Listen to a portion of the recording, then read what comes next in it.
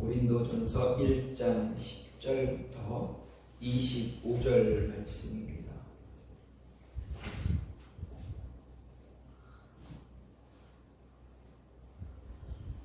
고린도전서 1장 10절부터 25절입니다. 형제들아, 내가 우리 주 예수 그리스도의 이름으로 너희를 권하노니 모두가 같은 말을 하고 너희 가운데 분쟁이 없이 같은 마음과 같은 뜻으로 온전히 합하라. 내 형제들아, 근로의 지편으로 너희에 대한 말이 내게 들리니 곧 너희 가운데 분쟁이 있다는 것이라. 내가 이것을 말하거니와 너희가 각각 이르되 나는 바울에게, 나는 아볼로에게, 나는 게바에게, 나는 그리스도에게 속한 자라 한다는 것이니 그리스도께서 어찌 나뉘었느냐? 바울이 너희를 위하여 십자가에 못 박혔으며 바울의 이름으로 너희가 세례를 받았느냐?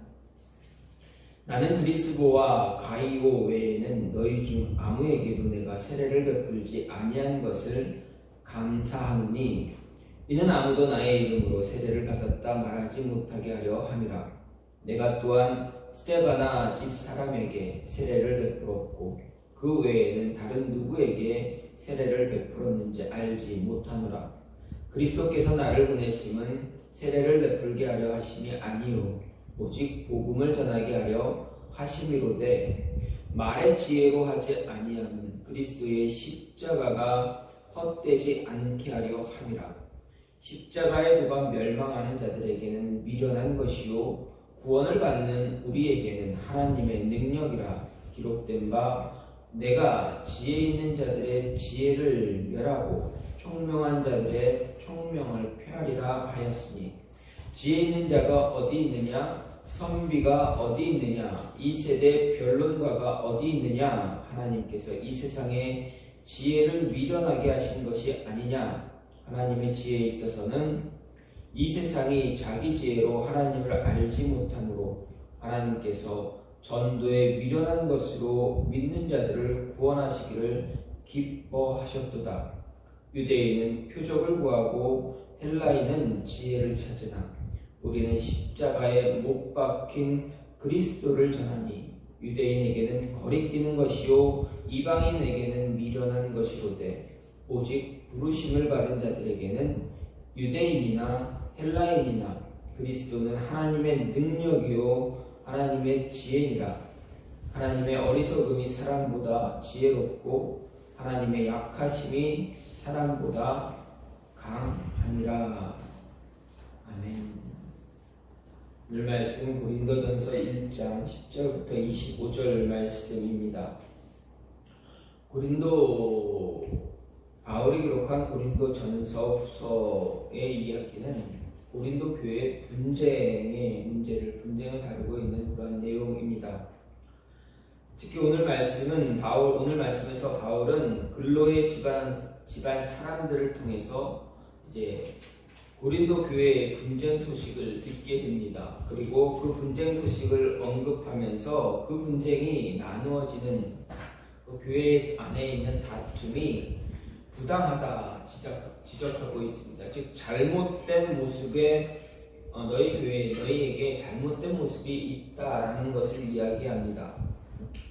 당시 고린도 교회는 특정 사역자의 인맥을 따라서 종교적인 분파, 나누어짐을 이루고 있음을 볼 수가 있습니다.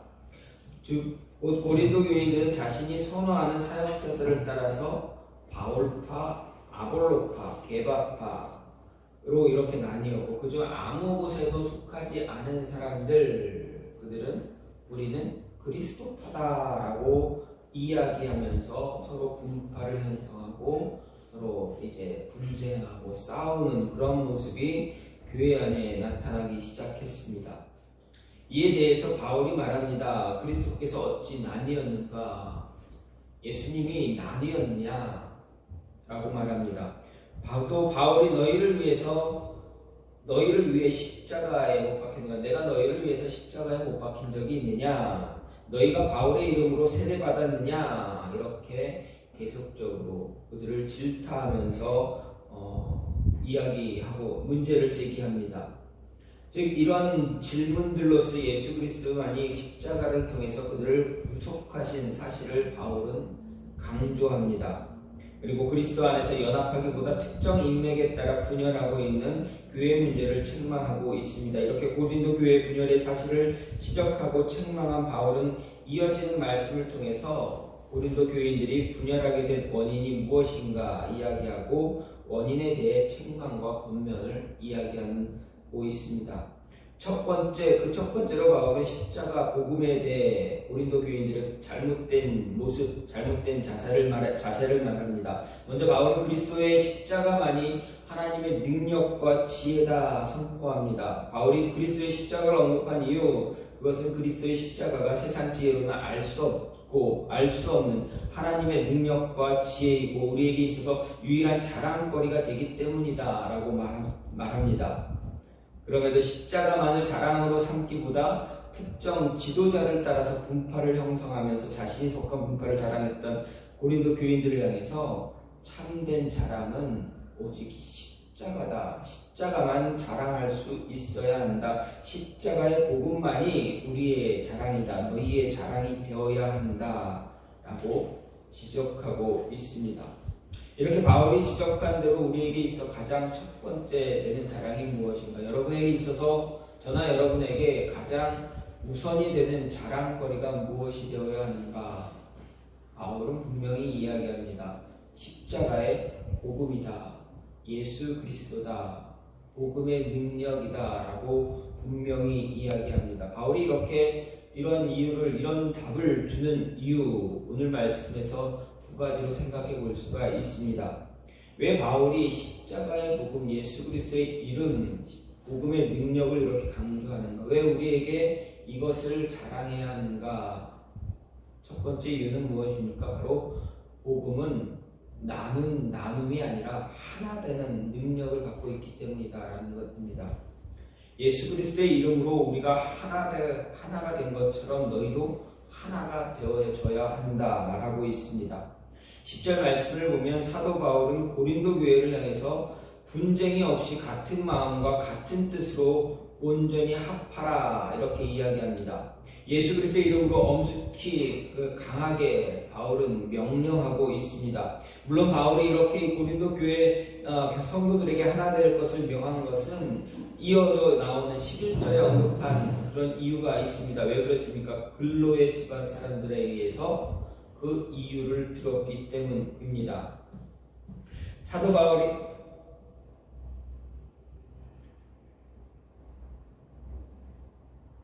그런데 여기서 우리가 알아야 할 사실, 당시 고린도 교회 내에는 단지 이 분쟁만이 있는 것이었느냐? 그렇지 않습니다. 고린도 교회 내에는 정말 많은 문제들이 산재해 있었습니다. 그럼에도 불구하고 바울이 고린도 전후서를 통해서 가장 먼저 이 문제를 지적하고 있는 것, 왜 그럴까라는 것입니다. 고린도서를 보게 되면 고린도 교회 내에는 우상 제물도 있었고 음행, 그리고 정말 생각하기에 다급하다고 느껴지는 문제들이 더 많았습니다. 그럼에도 이렇게 사도 바울이 인사말을 마치자마자 가장 무섭게 분쟁의 문제를 이야기합니다. 이유가 무엇일까 하는 것입니다. 사도 바울이 다른 많은 문제를 제쳐두고 가장 먼저 이 문제를 언급한 이유를 생각해 볼 때 우리는 요한복음 17장을 조금 생각해 볼 수가 있습니다. 요한복음 17장을 보면 거기에 한 장에 걸쳐서 예수님께서 성부 하나님께 드리는 기도가 나타납니다. 대제사장적인 기도가 기록이 되어 있습니다. 이 기도는 예수님께서 공생의 사역 가운데 드리던 다른 기도와는 좀 다른 기도입니다. 이제 십자가를 눈앞에 두시고 드린 기도입니다. 따라서 어쩌면 자신의 죽음을 앞둔, 임종을 앞둔 부모가 여러 자녀들 앞에서 드리는 기도 또는 유언과 같은 그런 내용입니다. 그런데 이 기도를 통해서 예수님께서 가장 간절하게 간구한 것이 무엇인가 생각해 보면 제자들의 하나 되는 것이었습니다. 곧 예수님께서는 하나님과 자신이 하나 된 것과 같이 너희도 하나가 되어져야 된다. 하나님, 저들도 하나가 되어지게, 하나가 될 수 있게 해달라 기도한 것입니다.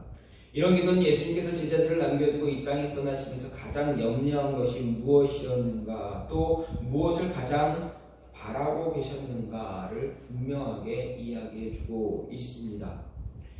예수님께서 저와 여러분에게, 제자들에게, 자신의 제자들과 저와 여러분에게 가장 바라고 원하고 있는 것이 무엇입니까?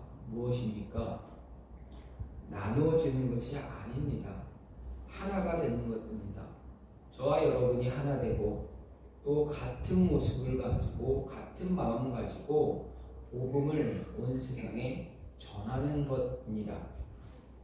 그렇습니다. 제자들의 하나됨, 그것을 예수님은 그렇게 간절히 원하셨습니다. 물론 이것은 단지 예수님의 제자들에게만 해당 것이 아닙니다. 모든 제자들, 곧 그리스도인들, 저와 여러분을 향한 예수님의 바람이었습니다. 따라서 교회와 성도들은 무엇보다도 먼저 서로 하나가 되기 위해 힘써야 한다라는 것입니다. 안타까운 것은 무엇입니까? 우리 안에 계속 하나 되기보다는 나누어지는 그런 마음이, 나누는 마음이 좀 더 크게 나타나고 있다라는 것입니다. 대표적인 것을 생각하면 어떻습니까? 교회가 쉽게 분열하는 그런 모습입니다. 나누어지는 모습입니다. 서로의 뜻이 다르다고 해서 자신의 뜻을 더 주장하면서 나누어질 때가 참 많습니다. 예수님의 뜻, 하나님의 뜻, 이것이 하나님의 뜻입니다라고 서로에게 강요하며 이야기하면서, 강요하면서 서로의 마음에 상처를 주는 때가 참 많다라는 것입니다. 하지만 예수님은 제자들에게 원한 것이 무엇이었습니까? 세계에서 가장 좋은 훌륭한 그런 교회를 세우라는 것이었습니까? 그렇지 않았습니다. 세상에서 세계의 모든 사람들이 너희가 세운 교회, 너희가 세운 이 예배당을 보면서 부러워하고 그렇게 나를 높이는 그런 모습, 나에게 영광을 돌리는 그런 모습 갖게 하라고 예수님께서는 제자들에게 이야기하지 않았습니다. 성경은 우리에게 그런 이야기를 하지 않습니다. 다만 하나님과 예수님께서 하나가 되신 것처럼 너희도 온전히 하나가 되라 말씀하셨습니다. 하나 되기를 원하셨다라는 것입니다. 따라서 교회를 성장시키기 위한 것으로 오히려 교회를 나누게 하는 행위는 그리스도의 몸을 찢는 것과 같은 것입니다. 우리는 교회 성장도 사회복음서도 모두 하나님의 뜻이긴 하지만 교회를 향해서 하나님께서 가장 먼저 바라고 계신 것, 염려하신 것, 그것은 우리 모두가 하나가 되는 것임을 잊지 말아야 합니다. 다시 한번 기억할 것은 우리가 하나가 되는 것입니다. 복음의 능력으로 예수 그리스도의 이름으로 말씀을 통해서 우리가 하나가 되는 것입니다. 분쟁과 다툼으로 나뉘고 갈라지는 것이 아니라 그것은 육체의 일이고 우리를 대적하는 예수 그리스도를 대적하는 그러한 사단의 역사임을 기억하고 우리는 끊임없이 하나가 될 수 있는 모습을 가져야 합니다. 또 한 가지는 무엇입니까? 바로 모든 것을 헛되지 않게 하는 것입니다. 복음의 능력으로 십자가의 능력은 우리의 모든 삶에서 헛되게 되는 것이 하나도 없다라는 것입니다.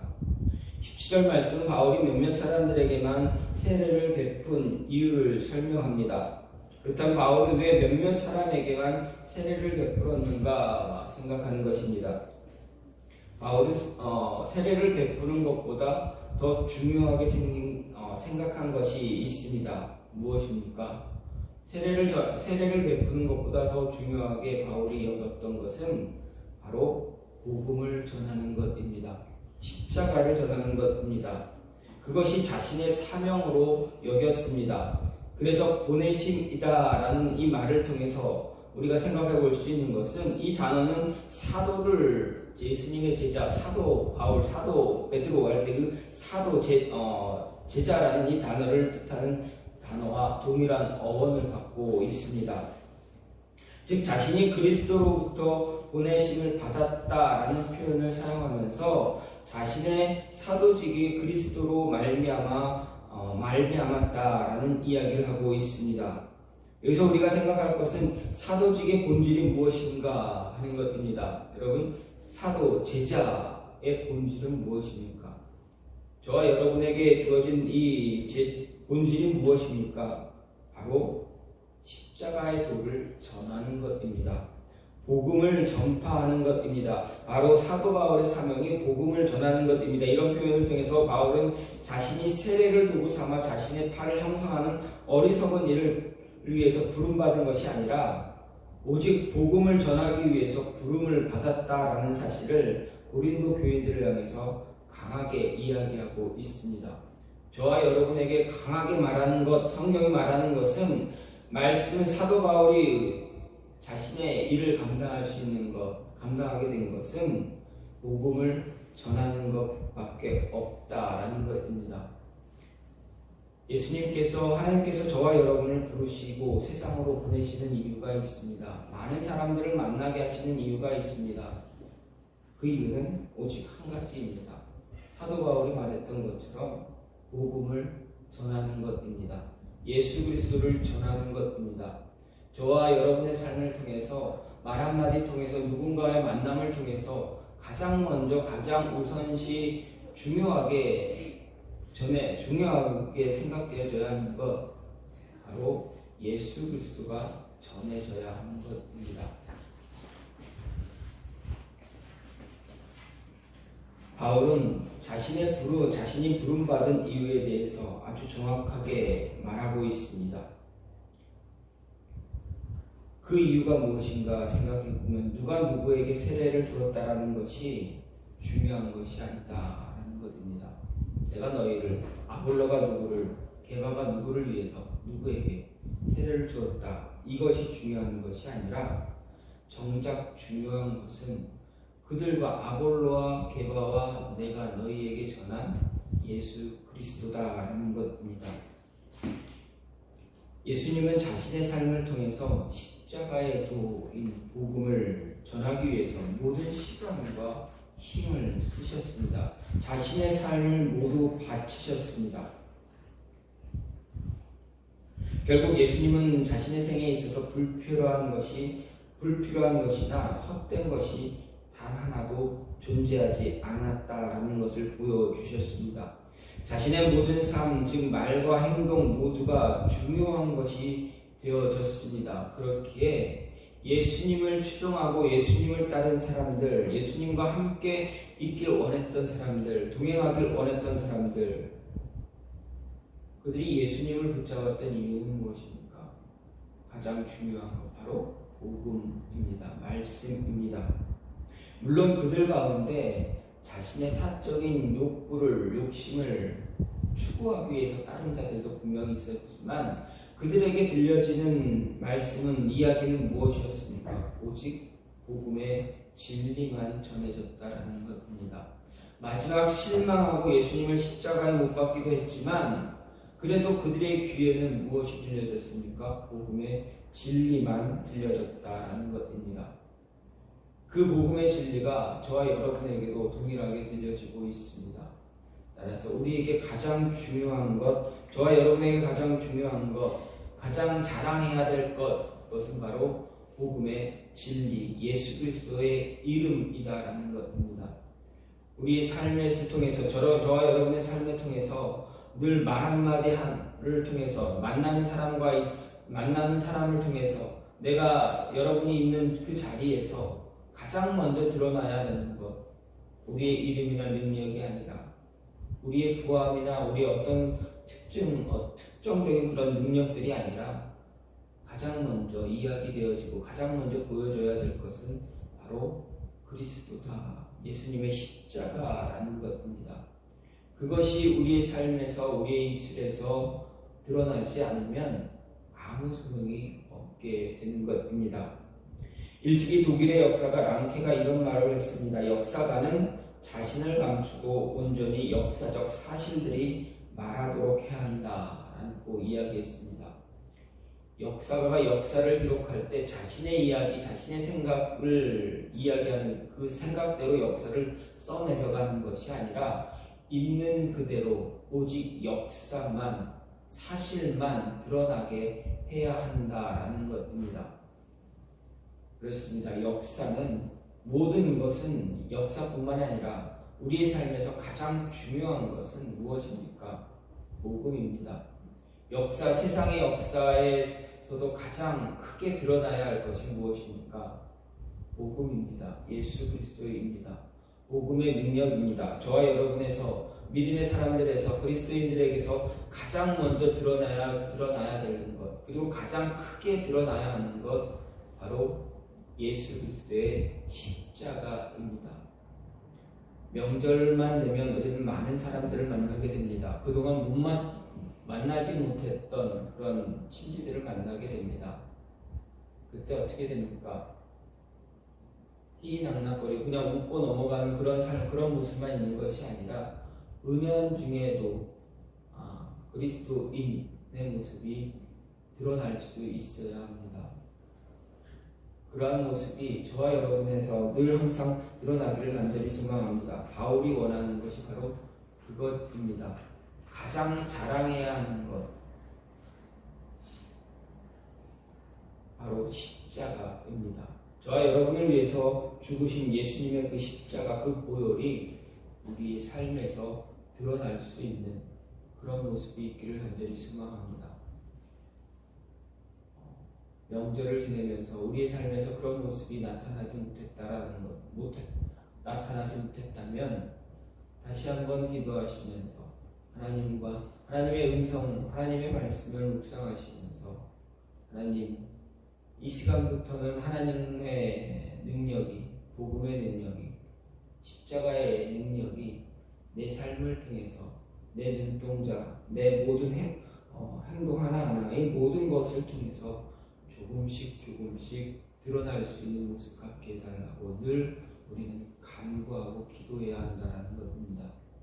예수님께서 제자들을 위해서 마지막으로 기도하실 때 십자가를 앞두고 기도하셨던 것은 바로 그것입니다.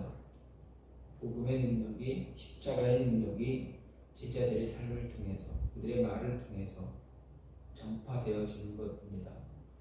작지만 사소하지만 저와 여러분의 모든 행동, 삶을 통해서 복음의 능력이, 십자가의 능력이 전해질 수 있기를 간절히 소망합니다.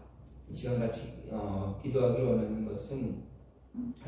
원하는데, 하나님, 우리의 삶을 통해서 복음의 능력이, 예수 그리스도의 십자가가